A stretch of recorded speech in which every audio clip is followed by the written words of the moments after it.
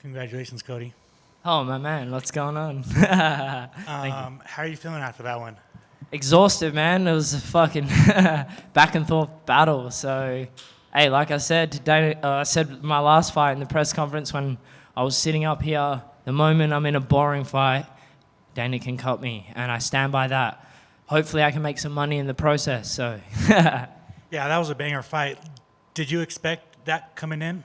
100%, man. I prepared for that. I was so scared and nervous coming into this fight because I knew that it was gonna take it out of me, dude. Like, I nearly threw up back there after I came out the octagon. So I knew that Dan's that type of guy. You could hit him, 1,000 times with so many bombs, and he's just gonna keep coming forward. So, he's a strong guy, fit as, and a very good wrestler. And game as, he comes from a good team. He's had a lot of experience, and I knew that it was going to be a very tough fight. Just glad that I could get the job done, to be honest. And, he was super strong in there, but, yeah, somehow pulled it off again. What was the game plan coming into the fight? We all know Dan is a wrestler. You fancy yourself a striker, but you are good at wrestling as well. What was the game plan? My coach always says it, we don't try and game plan so much. To be honest, we knew, excuse me, I just drank a can of Coke before, so I'm burping it all out right now. Hey, that's because I was so exhausted, right? I need a bit of sugar and caffeine just to answer these questions. I forgot what I was saying. Say the question again. What was the game plan coming into the fight? Oh, that's all right. Yeah, so my coach always says we don't game plan necessarily, we just try to be better everywhere, and that is truly what I'm all about. So I knew that Dan, he's probably going to take me down, but I believe in my own grappling skills that I would be, 1, okay there and safe, and 2, be able to get back up to my feet, and 3, offensively wrestle back. I got him down a couple times, so I'm an all-rounder. So yeah, there's no specific game plan. I just knew that obviously I had the better hands on the feet and I had the better striking, so I knew that I would be able to capitalize in that area, but I wasn't going to be allergic to the grappling either. I jumped on his back at one point. I was looking for a choke. He did well to shrug me off, but yeah, we don't really game plan.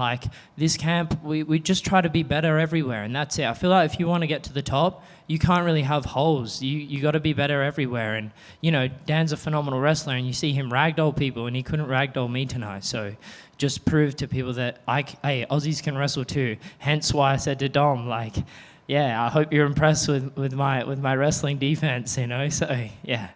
Were you bummed that you snapped your 100% finish rate? No, actually. That, to me, what I just went through now means way more than a finish, because when my teammate Quillan Salkild came and had an epic fight and, he got cut up and it was a back and forth battle, I got a bit jealous because I was like, man, I want to be in one of those fights, and I want Dana to stand up and come into the octagon and say, well done, you've both got a bright future. When I won on the Contender Series, he was excited, but he didn't stand up, So I hope you watch this fight, and, if I could meet him, I would love to, so. 3 fights this year. I know you've always wanted to stay active, so obviously you're going to take some time off, but how do you feel, getting 3 fights in this year, one of them a contract, another one in the UFC? Yeah, it's the most, active I think I've been ever in my, MMA career. So it feels really good, actually, stringing them together like that. I guess now's the time. Everyone has their time. And, I've had a few ups and downs and, injuries and illnesses and, people on the regional scene avoiding me and not fighting me. And I'm not mentioning any names, but a lot of people didn't want to fight me on the regional scene, and obviously this is why, right? But the UFC, they want to push me, and obviously they like what they saw, and I hope they like what they saw tonight, and hopefully I'll be back in, February. I hear there's a card in Australia coming up. I want to be on that one so I can bring all my fans from Australia, from Perth, because I think it's going to be in Sydney, from Perth to fly over and watch me fight and be there live in the flesh, So for my friends, like, to come all the way out here to Vegas, not really feasible for them, you know, so, but a fight on Aussie soil, like, yeah, I'd blow the roof off the place. I really will. So that's a dream, and, you know, hopefully they can book that for me. Returning in February and Sydney makes all the sense in the world. Is there anybody that you like to fight, or is it just kind of line them up and you're going to go? Man, I'm just here for a good time. I don't know what's going on, man. Like, fuck, I got signed to this promotion like 7 weeks ago, dude. It's just surreal. I don't even know what's going on right now. So I just gotta, yeah, like, I'm not the type of person to call people out. I feel like every bantamweight in the UFC, they're here for a reason. They're all great fighters. You know, I don't hate anyone, or I'm not trying to pick out people. Just give us a name. I'll most likely say yes, and it'll be a banger on my behalf. I'll bring a fight to anyone. So, yeah, whatever they want to do with me, yeah, I mean, they'll speak to my manager and be in contact, but we never turn down any fight, you know. I want to be the best, and I want to fight the best, and that's why I'm fighting in the best MMA organization. So, yeah. And finally, for me, 7 weeks is a quick turnaround, man. So when they offer you the fight, was there any hesitancy, or was it just like, fuck it, let's go? There's always hesitancy, man. I was in holiday mode, enjoying fucking Disneyland and shit. And then they're like, Jazz, my manager, called me on the last day, and I was enjoying myself with my girlfriend. And then, oh, you got to fight. You know, they want you to fight in 6 weeks' time or whatever. And I was like, oh, here we go again, you know, and just like dropped down my Coke or whatever I was drinking, and it's just like back to it, back home and back on the grind, you know. So, but hey, it all paid off. So, yeah, just grateful to be here. And yeah, I always get super nervous, you know. This was the real test, you know. It's like the Contender Series is great, but it is not the UFC. This is the UFC, and you know, I clearly have just shown now that I deserve to be here. And yeah, I surprised myself, to be honest, you know. So, yeah, I'm just looking forward to whoever they want to match me up with next, and I'll always go out there and put on a show. I know this was technically your UFC debut, but did it feel any different because it's the same venue, the same process, not that long ago? Did it feel like a UFC debut, or do you think that when you have a full venue, that's when it's going to really feel real? It felt, yeah, it just felt like, I think it did feel like the debut, but I reckon the Contender Series was way more stress. Like, I was way more nervous for that. Like, for this is like, I just wasn't letting myself get stressed about it, because when I came over from the Contender Series, you know, it's the same hotel you all stay in. It's the same shuttles that take you to the fight, and it's, you know, all the people. And, you know, having done that 7 weeks ago, it's Apex, the same arena. You know, now it just feels like it was my second fight in the UFC, you know, because it's all the same essentially, you know. But they looked after me a bit better this time. I'm wearing Venom gear, and it got given to me. Like, I don't know what the fuck's going on right now. I'm like, how am I wearing this shit? I would have to buy this stuff at home. It's like, now I'm getting it given to me. This is just wild, you know. So, yeah, I hope that answers the question, yeah.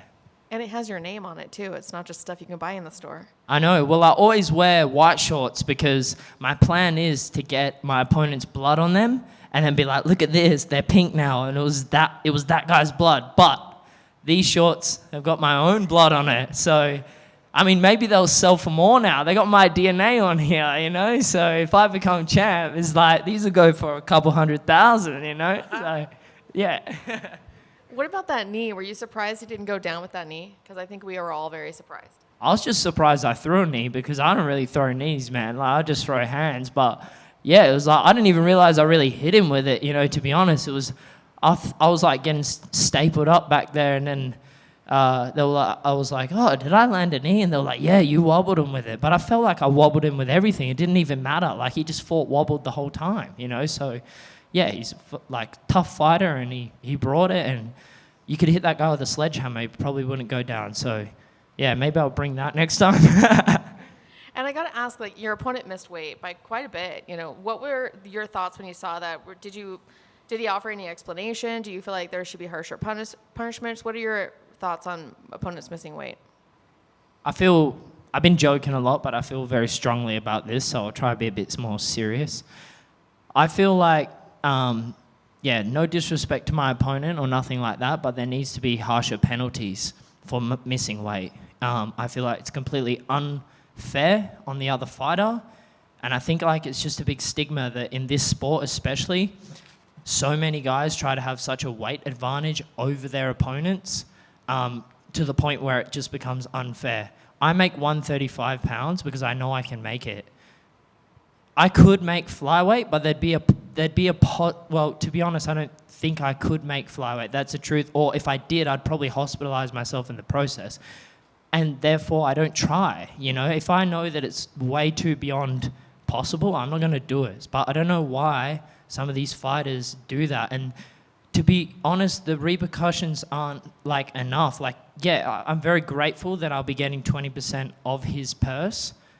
However, some fighters would risk losing 20% of their purse to win a fight if that means they could, like, let's just say, for instance, I miss weight and then I have to give up 20% of my purse, but then I KO the guy and I get like a $50,000 bonus of knockout of the night. Does 20% of your purse matter when you just got $50,000? No. So there's just needs to be a way more harsher punishment. Like, I'm not telling them how to run it, you know. They've obviously, like, I just got here, like I said before, I don't know what's going on, but it makes sense to me that it should be like 1 strike you're out or 2 strike you're out. It's like, you miss weight, you know, and I've heard that this is not the first time that he's had problems with his weight. So I don't know why they book him at bantamweight if he can't make the limit. Like, yes, sometimes you do the calculations and you do the cut wrong, but if it's a reoccurring thing, like I don't know if he missed weight before, but I've heard that he's always had problems with it. If it's a reoccurring thing, like, don't book the guy there. He's obviously too big for the division. He can't make it. And then, therefore, there should be harsher repercussions for not making it. Because, like I said before, some fighters are willing to give up 20% of their purse just to get a victory over someone. So, yeah, I mean, I hope I don't miss weight now because I look stupid. Did you feel that weight in there with him? Some people say, oh, he felt stronger than my other opponents have. Did you feel anything like that? Yeah, he felt real strong. Yeah, 100%. And I'm not a big bantamweight. You know, a lot of people say, oh, he looks quite small, you know, but he did feel super strong in there, that's for sure. But skills win, skills pay the bills, and I've got the skills to still, like, do it. Even if these guys are bigger than me, stronger than me, it doesn't matter because this is an MMA fight at the end of the day, and, you know, skills triumph everything else. So, yeah, I'm just grateful for that. And now you got 2 checks for the night, so you're gonna make up for that lost day at Disneyland or Disney World, wherever you were. You're gonna make up for that day of not getting to eat all that you wanted. Yeah, well, hopefully I get a few more checks because that was a pretty exciting fight, and I hope I get the fight of the night because that's the money that will really bring out, as they say, the red panties. So, you know, I just hope that I hope that I've done enough to get that. I hope so as well. Congrats on your win. Thank you. Appreciate it, brother. Just a quick one for me. Tremendous win. Unbelievable cardio from the sprawls, which were there, the pressure that probably broke him, and the head body stuff and just those looping. It was like watching like a Diaz brother operate, man. Wow. Like, what is your training like to go such hard 15 minutes? That was a pleasure. Man, like, the reason why I said when Alex asked me here, what was your immediate reaction when they told you have a fight?